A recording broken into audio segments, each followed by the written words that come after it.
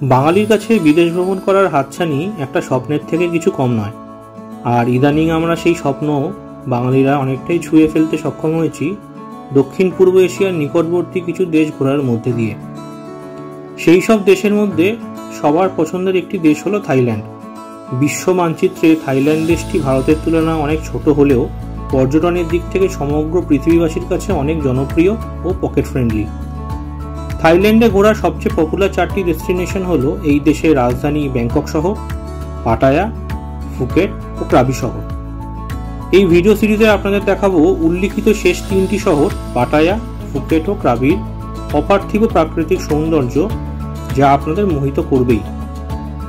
6 দিন 7 রাত্রি এই সফরে আমরা আমাদের জার্নি শুরু করেছিলাম কলকাতা থেকে ভায়া ব্যাংকক হয়ে ফুকেট শহর থেকে। এই পর্বে আপনাদের দেখাবো ফ্লাইটে আমাদের কলকাতা থেকে ফুকেট যাওয়ার অভিজ্ঞতা। তাই আপনাদের সবার কাছে অনুরোধ রইল ভিডিওটিকে পুরোপুরি দেখার। তাহলে চলুন থাইল্যান্ড ভ্রমণের এই ভিডিও সিরিজটিকে শুরু করা যাক। আজ 9 অগস্ট 2024 শুক্রবার। আজ আবার একটা নতুন জার্নি শুরু হচ্ছে আমাদের। এখন বাজে 7:45, 7:45। তো এখন আমরা যাব রাহুল বোস। রাহুলদা আমাদের যে আরেকজন ট্রাভেল পার্টনার, তার বাড়িতে যাব। তার বাড়ি বিরাটিতে। আমরা সেখানে এখন পৌঁছাবো। ক্যাব বুক অলরেডি হয়ে গেছে, ক্যাব আসছে। রাহুল বোসের বাড়ি যাব। রাহুল বোসকে পিক আপ করে তারপর আমরা ডিরেক্টলি যাবো এয়ারপোর্ট। মোটামুটি রেডি। এই আমার বাইক উপাসনা, ও রেডি। আমরা এখন জাস্ট বেরোবো। 2টো লাগেজ হয়েছে আমাদের, যেহেতু আমরা কোনো চেক ইন ব্যাগেজ নিচ্ছি না। এবার ব্যাগেজে লাইট রাখা হয়েছে। এই হচ্ছে ব্যাগ, একটা ট্রলি আর একটা পিঠের ব্যাগ, এবং আমরা আর ওর একটা সাইডের ব্যাগ আছে। বেসিক্যালি 3টে লাগেজ। তো আমরা এই বেরিয়ে যাব, গাড়ি আসছে। এখন যাবো বিরাটি। বিরাটি থেকে রাহুল দাকে তুলে যাবো এয়ারপোর্ট। তো মোটামুটি এক্সপেক্টেড 9:30, 9টা, 9:15, 9:30 মধ্যে ঢুকে যাওয়ার কথা এয়ারপোর্টে, নেতাজি সুভাষচন্দ্র আন্তর্জাতিক বিমানবন্দরে।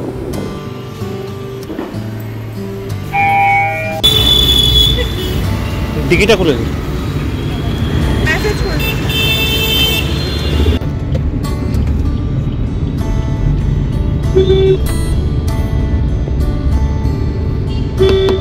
এই জাস্ট এসে পৌঁছালাম রাহুলদার বাড়িতে।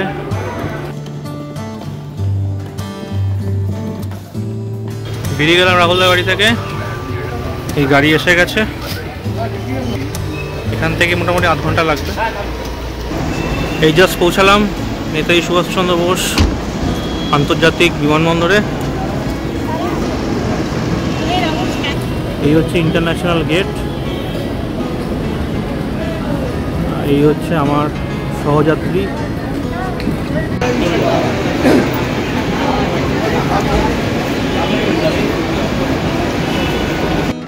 আমরা গেট দিয়ে ঢুকে পড়েছি এয়ারপোর্টের ভেতরে। এখন আমরা যাচ্ছি এয়ার এশিয়ার ফ্লাইটে। Air Asia flight number FD0121। Check in কাউন্টারের সামনে এসে দাঁড়ালাম। বিশাল লাইন। আমরা সবাই যাচ্ছে ইন্টারন্যাশনাল ট্রিপে। আপনার জাস্ট লাইনটা একটু দেখুন। এরকম স্পাইরাল হয়ে ঘুরে ঘুরে ঘুরে ঘুরে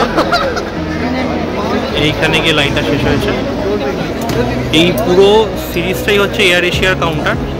এখানে এয়ার এশিয়ার যতগুলো কাউন্টার আছে যে কোনো জায়গা থেকে আপনার বোর্ডিং পাস কালেক্ট করতে পারেন। আমরা এখন গিয়ে বোর্ডিং পাসটা কালেক্ট করি। এই জাস্ট হাতে পেলাম বোর্ডিং পাস। ফ্লাইট অ্যাকচুয়ালি রাত্রি 12:30টায়, FD0121 এয়ার এশিয়ার ফ্লাইট। আমরা পৌঁছাবো থাইল্যান্ডের টাইমে ভোর 4টে, আর 4:30 পৌঁছাবো থাইল্যান্ডের টাইমে। আর ইন্ডিয়ার টাইমে 3টে, রাত 3টের সময় পৌঁছাচ্ছি। তো এখন আমরা যাব সিকিউরিটি চেকিংয়ে। এই সামনে সিকিউরিটি চেক ইন করার পর তারপর আমরা দেখি যদি সময় থাকে কিছু খাওয়া দাওয়া করে নেবো, ডিনার করে নেবো। ডিনার অ্যাকচুয়ালি আমরা করিনি কেউ। আচ্ছা, আমরা এখন ইমিগ্রেশনের লাইনে দাঁড়িয়ে আছি। তো সিকিউরিটি চেকিংয়ের আগে ইমিগ্রেশনটা আমাদের করে নিতে হবে। কিছু কোশ্চেন জিজ্ঞেস করবে, হয়তো কবে ফেরা, হোটেলের টিকিট কাটা আছে কিনা, বেসিক্যালি এরকম কিছু। তো ইমিগ্রেশনটা আমরা করার পর তারপর আপনাদের জানাচ্ছি কী জিজ্ঞেস করলো অ্যাকচুয়ালি, আর কোনো ডকুমেন্ট দেখতে চাইলো কিনা। আমাদের ইমিগ্রেশন আর চেকিং দুটোই হয়ে গেছে। সিকিউরিটি চেক ইন, ইমিগ্রেশনে সেরকম কিছু জিজ্ঞেস করেনি। ইমিগ্রেশনে জিজ্ঞেস করছে কোথায় যাচ্ছি। আমি বললাম থাইল্যান্ড। তো বললো কিসের জন্য, পারপাস জিজ্ঞেস করলো। তো বললাম আমরা ঘুরতে যাচ্ছি। তো ব্যাস এই দুটো কোশ্চেনে জিজ্ঞেস করেছিল, আর কোনো কোশ্চেন জিজ্ঞেস করেনি। Very simple immigration. আর সিকিউরিটি চেকিংও খুব সিম্পল ছিল, যেরকম হয় সিকিউরিটি চেকিংয়ে। যত ইলেকট্রনিক্স গ্যাজেটস যেগুলো আছে, বা চার্জার, মোবাইল ফোন, ল্যাপটপের চার্জার, পাওয়ার ব্যাঙ্ক, এগুলো সব আলাদা করে ট্রেতে রাখতে হয়েছিল। আর নর্মাল ফিজিক্যাল সিকিউরিটি চেক করলো, ব্যাস তারপর ছেড়ে দিল। এখন বাজে 10:30। তো আমাদের সিকিউরিটি চেকিং আর ইমিগ্রেশন করতে করতে মোটামুটি 1 ঘন্টাখানেক লেগে গেল। এখন আমরা যাচ্ছি লাউঞ্জের দিকে। যারা আপনারা ইন্টারন্যাশনাল ট্রাভেল করছেন তাদের এখানে ইন্টারন্যাশনাল সিমের অ্যাভেলেবেল আছে এয়ারপোর্টের মধ্যে। তো আপনারা যারা বাইরে গিয়ে ফোনের ইউজ করতে চান, নেট ইউজ করতে চান, তাদের জন্য এখান থেকে আপনারা সিম কার্ড নিয়ে গিয়ে ওখানে অ্যাক্টিভ করতে পারবেন। এখানে আমরা জিজ্ঞেস করলাম থাইল্যান্ডের সিমের জন্য কি খরচা। তো বললো এখান থেকে যদি করি তাহলে 1000 টাকা লাগবে। তো ওখানে কিছু আনলিমিটেড ডেটা, কিছু আর কলিংয়ের কিছু ফিচার্স দিচ্ছে। বাট আমরা ডিসাইড করেছি যে আমরা ব্যাংককে নেবেই আমরা সিম নেব, কেন ওখানে সিমের দাম কম। আমরা যাবো এখন ব্যাংকক থেকে সিম নেব। এখান থেকে আমরা সিম নিচ্ছি না। আমরা এখন জাস্ট ঢুকলাম লাউঞ্জে ডিনার করতে। তো এখানে ডিনার মেনু বেশ ভালোই রাখা আছে।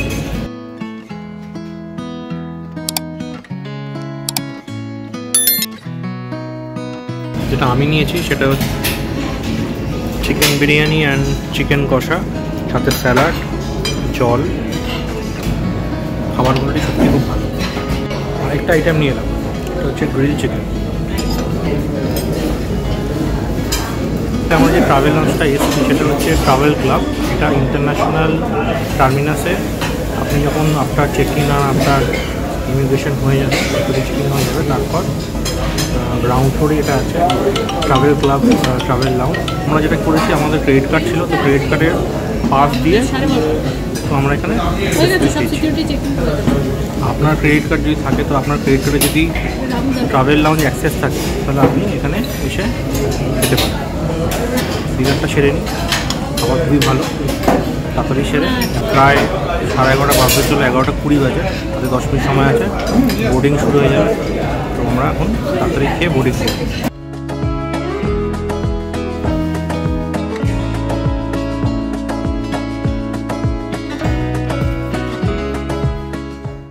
আচ্ছা, একটা ইনফরমেশন বলে দেওয়া দরকার আপনাদের। আপনারা যারা এই ট্রাভেল লাউঞ্জ বা এয়ারপোর্ট লাউঞ্জ অ্যাক্সেস করবেন, তারা একটু আগে ভাগে আসবেন এয়ারপোর্টে, কেন ইন্টারন্যাশনাল ট্রাভেল লাউঞ্জে দেখলাম প্রচণ্ড ভিড়।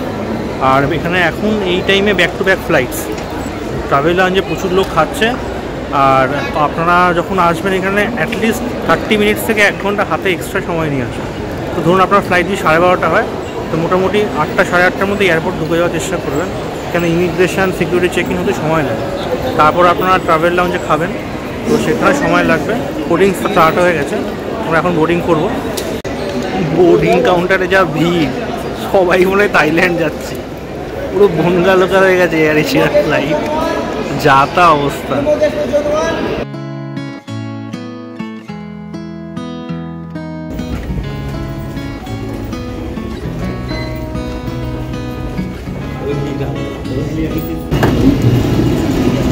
ওই দূরে আমাদের এয়ার এশিয়া ফ্লাইট FD121।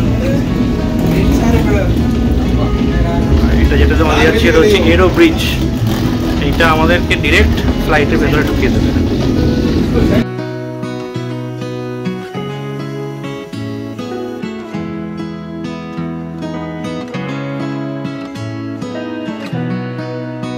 ফ্লাইটের ভেতরে ঢুকে গেছি। আমার seat number 6F, window seat পড়েছে, লাকিলি আলাদা করে চাইতে হয়নি। আশা করি জার্নি সুখকর হবে।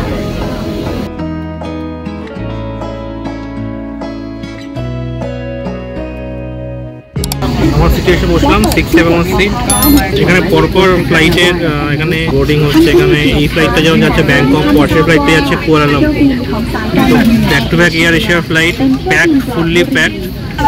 এই ফ্লাইটটা এখন এই যে flight 121 FD121 air Asia flight, এটা কলকাতা ইন্টারন্যাশনাল এয়ারপোর্ট থেকে ছেড়ে ব্যাংককের দুটো এয়ারপোর্ট আছে। ব্যাংককের যে দুটো এয়ারপোর্ট, একটা সুবর্ণভূমিটা মেন এয়ারপোর্ট, কিন্তু আমরা সুবর্ণভূমি এয়ারপোর্টে যাচ্ছি না, আমরা যাচ্ছি ডন মুয়েং এয়ারপোর্ট, যেটা ওদের আরেকটা ডোমেস্টিক এয়ারপোর্ট আছে, যেখান থেকে মেনলি ডোমেস্টিক ফ্লাইটগুলো কানেক্ট হয়। যেহেতু আমরা এখান থেকে ব্যাংকক যাচ্ছি, ব্যাংকক থেকে ফুকেট যাচ্ছি, তো আমাদের ডনমুয়েং যেতে হবে। তো আমরা ডনমুয়েং পৌঁছে ডনমুয়েং থেকে আমরা কানেক্টিং ফ্লাইট নেব। সেই কানেক্টিং ফ্লাইটটা ঘন্টা 4 পরে, তার ডিটেলসগুলো আমরা ওখানে পৌঁছে আপনাদের শেয়ার করব। তো সেটাও এয়ার এশিয়া একটা পার্টনার কোম্পানির সাথে আছে, সময় থাকবে। ওখানে আমরা ব্যাংকক এয়ারপোর্ট, ডনমুয়েং এয়ারপোর্ট যাব, সেই এয়ারপোর্টটাও ঘুরে দেখবো, আপনাদেরকেও দেখাবো। তো আপনারা সাথে থাকুন। আর বাকি ফ্লাইটের মধ্যে যা যা এক্সপিরিয়েন্স আমি করব সবই আপনার সাথে শেয়ার করব ধীরে ধীরে। চলো যাত্রা শুরু করা যাক।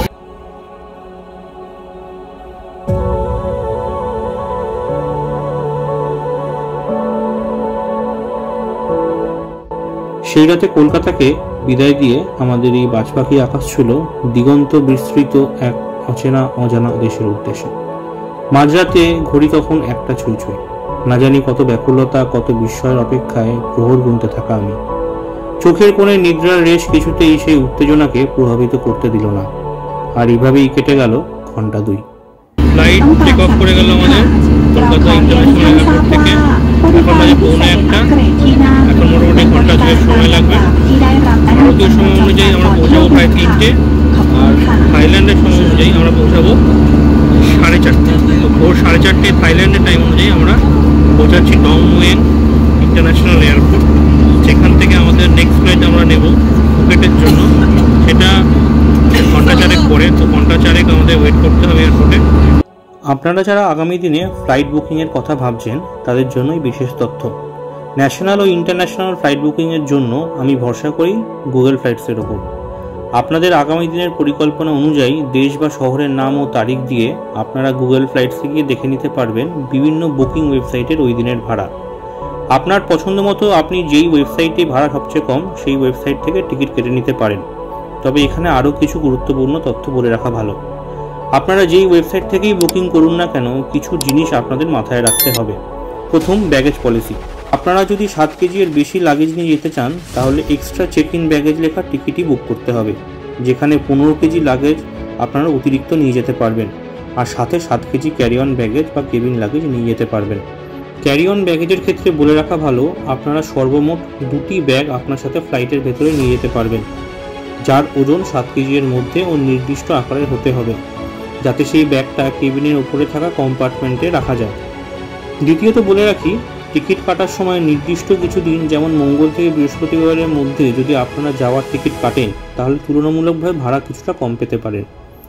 শেষমেশ বলে রাখি, আপনারা যখন টিকিট কাটবেন তখন টিকিটের ক্যান্সেলেশন পলিসিটা একবার অবশ্যই চোখ বুলিয়ে নেবেন, কেননা আজকালকার প্রায় সব বাজেট এয়ারলাইন্সেরই টিকিট নন রিফান্ডেবল হয়ে থাকে, যা ভবিষ্যতে ক্যান্সেল করলে কোনো পয়সা ফেরত পাওয়া যায় না।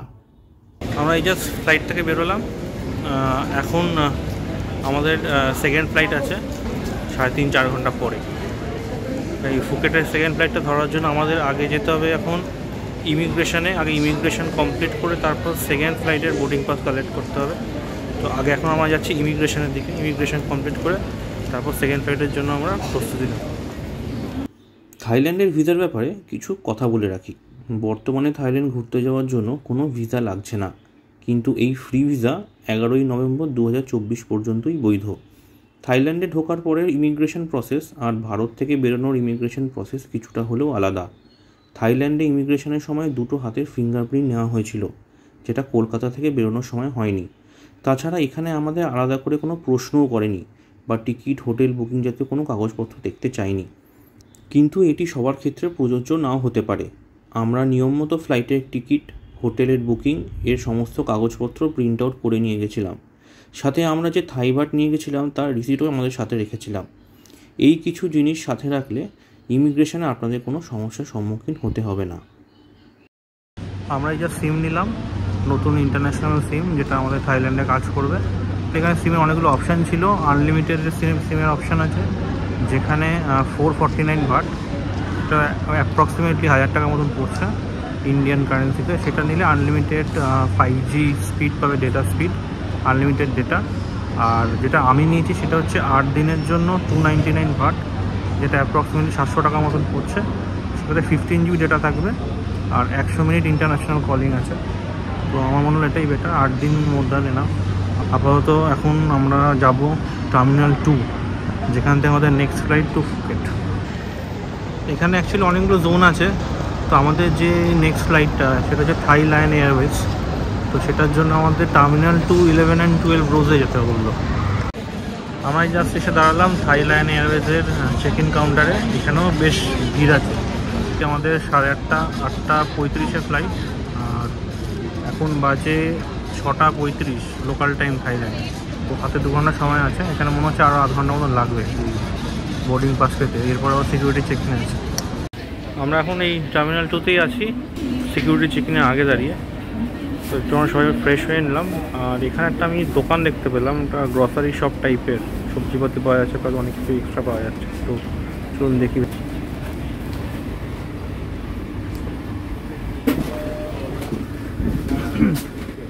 তোমার হচ্ছে টমেটো, হলুদ কালার, 65 ভাট।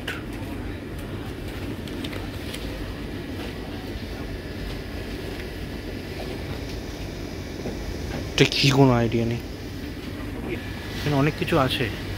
থাইল্যান্ডের জাতীয় মুদ্রা থাই ভাট, যার বর্তমান ভারতীয় মূল্য 1 থাই ভাট সমান 2 টাকা 45 পয়সা। আপনারা হিসেবে সুবিধার্থে সেটা 2.5 টাকা ধরেও চলতে পারেন। আপনারা যখন থাইল্যান্ডে ঘুরতে আসবেন তখন নিশ্চিতভাবে কিছু থাই ভাট সাথে নিয়ে আসবেন, কারণ এখানে আসার পরই আর ভারতীয় মুদ্রা চলবে না। থাই ভাটের সাথে আপনারা US ডলারও সাথে নিয়ে আসতে পারেন, যা এখানে এসে কারেন্সি এক্সচেঞ্জ দোকান থেকে থাই ভাটে বদলে নিতে পারেন। 600 ভাট। এগুলো হচ্ছে লেটুস পাতা মনে হচ্ছে। এখানে নর্মাল টমেটো যেগুলো আমরা খাই, নর্মাল টমেটো অ্যাভেলেবেল আছে। 4টে টমেটো 30 ভাট, এক্সপেন্সিভ। 250 গ্রাম হবে। এখানে মনে হয় ক্যাপসিকাম, এই ক্যাপসিকাম সিঙ্গেল ক্যাপসিকাম রাখা আছে। তার দামটা ক্লিয়ার নয়। বাঁধাকপি 25 ভাট। এ হচ্ছে বেগুন, থাইল্যান্ডের বেগুন, যেখানে পাওয়া যাচ্ছে ভুট্টা, ফ্রেশ একদম। মানে এখানে যাই দেখছি সবজিপাতি কিন্তু খুব ফ্রেশ, একদম টাটকা। পামকিন 1 কেজি 200 গ্রাম, 1 কেজি 200 গ্রামের কুমড়ো 80 ভাট। 80 ভাট মানে মোটামুটি 180 টাকা আশেপাশে। এই হচ্ছে আপেল, 1 ব্যাগ আপেল। 1 ব্যাগ আপেলের দাম 1 কেজি। 1 কেজি ছোট ছোট আপেল 65 ভাট। সস্তা সে হিসাবে, আপেল সস্তা। চা পাতা এখানকার লোকাল চা, রয়্যাল প্রজেক্ট টি, গ্রিন টি। এটার দাম হচ্ছে 130 ভাট। আপনাদের একটা আইডিয়া দিলাম, থাইল্যান্ডে এটা যদি এয়ারপোর্টের মধ্যে একটা লোকাল যে সবজিপাতি কী অ্যাভেলেবিলিটি কী পাওয়া যায়, তার কী দাম। এখানে অনেক হোমস্টে আছে যেখানে আপনি রান্না করেও খেতে পারেন। এয়ারবিএনবি অনেক হোমস্টে পাওয়া যায়। তো সেখানে আপনারা হয়তো এখান থেকে না কিনেও বাইরে থেকে কিনে এখানে রান্না করে খেতে পারেন। তো দামের একটা আইডিয়া মোটামুটি আপনাদের দিলাম। এখন আমাদের সিকিউরিটি চেকিং নিয়ে যেতে হবে, কেন বেশি আর লেট করা যাবে না। চলুন, সিকিউরিটি চেক ইন করে আমরা এগিয়ে যাচ্ছি। এখন আমাদের যেতে হবে গেট নাম্বার 72, যেটা সামনের দিকে। এই হচ্ছে রাস্তা। এখানে চারিদিকে অনেক ডিউটি ফ্রি শপ আছে।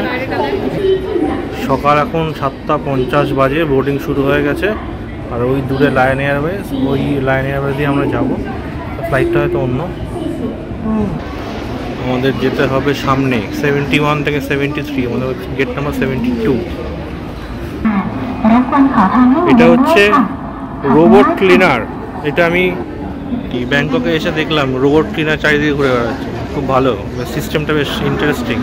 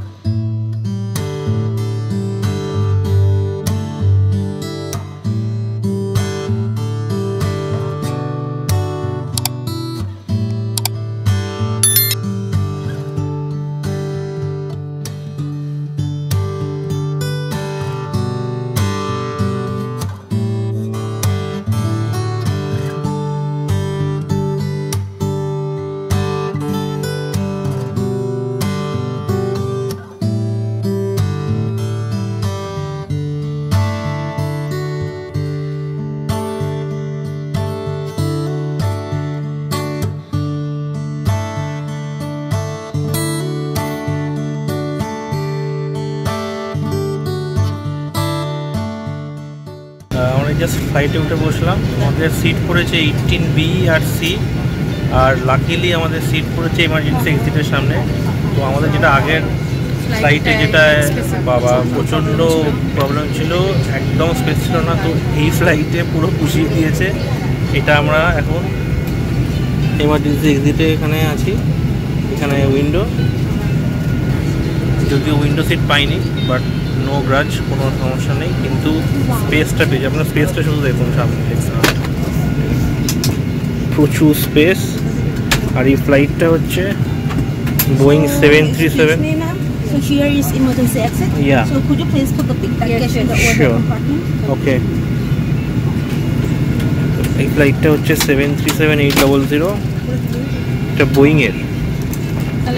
তো কিন্তু এই এমার্জেন্সি এক্সিটে বসার জন্য কিছু নিয়মাবলী আছে, কিছু সেফটি প্রিকশন যেটা আমাদের নিতে হবে। তো সেটাই বলছে এখন আমাদের কেবিন ক্রু, সেটাকে শুনে নিয়ে যাবে। আর আমার সাথে আমাদের partner travel partner Rahul Das, সেও সিট পড়েছে এই পাশে, ওদেরও পড়েছে এমার্জেন্সি এক্সিটে। তো ওদের সিটটা পড়েছে এখানে আমাদের পাশে। রাহুল দা,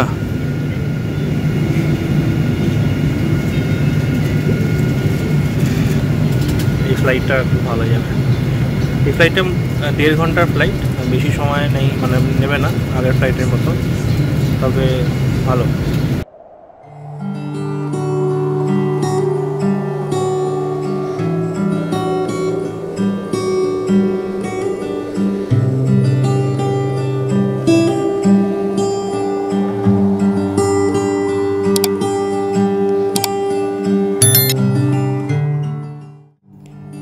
ব্যাংকক থেকে ফুকেট যাওয়ার প্রধানত দুটি মাধ্যম আছে, ফ্লাইট ও বাস।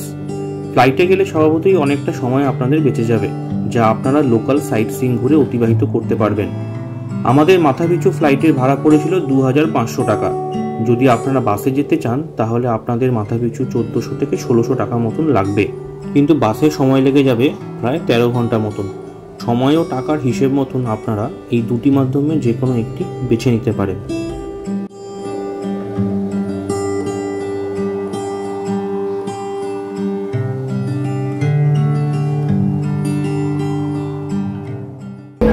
এই জাস্ট ল্যান্ড করলাম Phuket international airport. Flight land করেছে 10:30টায়, বেরোতে যা সময় লাগে। এইভাবেই আমরা পৌঁছে গেলাম থাইল্যান্ডের খুব সুন্দর একটি শহর ফুকেটে, যেখানে আমরা আমাদের সফরে আগামী 3 দিন কাটাবো। ঘুরে দেখবো এখানে বিভিন্ন জনপ্রিয় দ্বীপপুঞ্জগুলি, যার অভিজ্ঞতা তুলে ধরবো আগামী ভিডিওগুলোতে। আজকের সফর এই পর্যন্তই। এই ভিডিওটিকে ভালো লাগলে প্লিজ ভিডিওটিকে লাইক করবেন, আমাদের এই ট্রাভেল উইথ দেবদীপ চ্যানেলটিকে সাবস্ক্রাইব করবেন। আপনাদের কোনো প্রশ্ন থাকলে কমেন্ট বক্সে কমেন্ট করে জানাতে ভুলবেন না। আপনাদের সব প্রশ্নের উত্তর দেওয়ার যথাযথ চেষ্টা করব। আপনাদের সাথে আবার দেখা হবে এই থাইল্যান্ড ভিডিও সিরিজের পরের পর্বে। ধন্যবাদ।